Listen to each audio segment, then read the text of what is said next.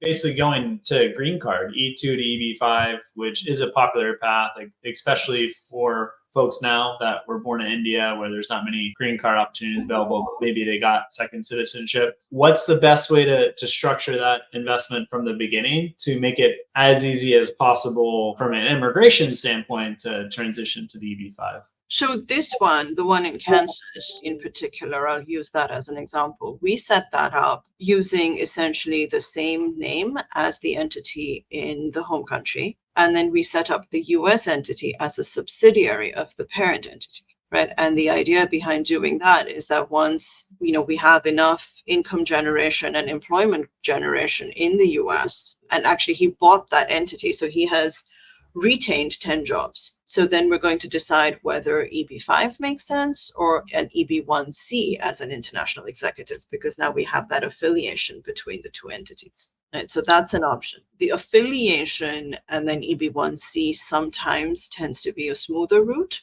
only because there's less financial output required. Because going from E2 to EB-5, there are several markers that you have to hit on that path. Immigration has taken the stand that you cannot reinvest profits. It has to be an infusion every time, right?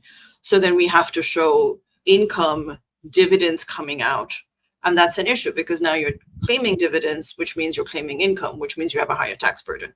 But then you're putting the money back in, right? So then there's that. Like you have to make sure that we're able to show a cash infusion as opposed to reinvestment of profits. And then if it's in a TEA, we have to make sure that it is a TEA for the entire 3 to 5 year period, however long it took for you to now hit 800,000 if you are in a TEA or 1.05 if you are outside of it, right? So that tract has to qualify every single year that you make the cash infusion. So there are all of these markers that have to sort of line up in order for you to make that shift. And how long do you need to keep the business? Because from what I saw, I-526 adjudication could be like 4 or 5 years. And then to remove the conditions, I don't know, another 2 or 3 years. So we're looking at 8 years.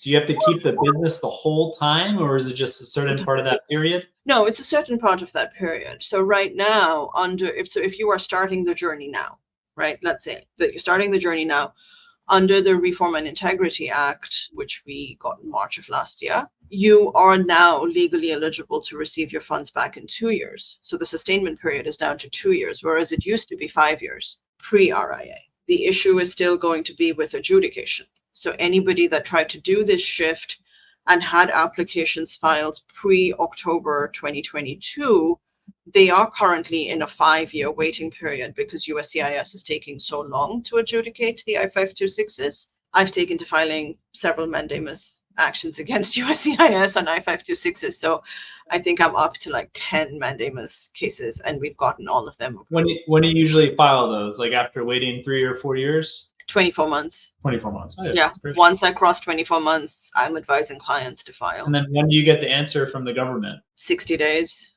Okay. Yeah. 60 days later, they'll come back. So assistant U.S. attorneys always try to do a summary judgment to get it thrown out as a first step, right? Once we get past that, it's like, all right, let's try to negotiate this. Would you withdraw if we were to give you a response within 60 days? And that response may be an RFE, but at least I have moved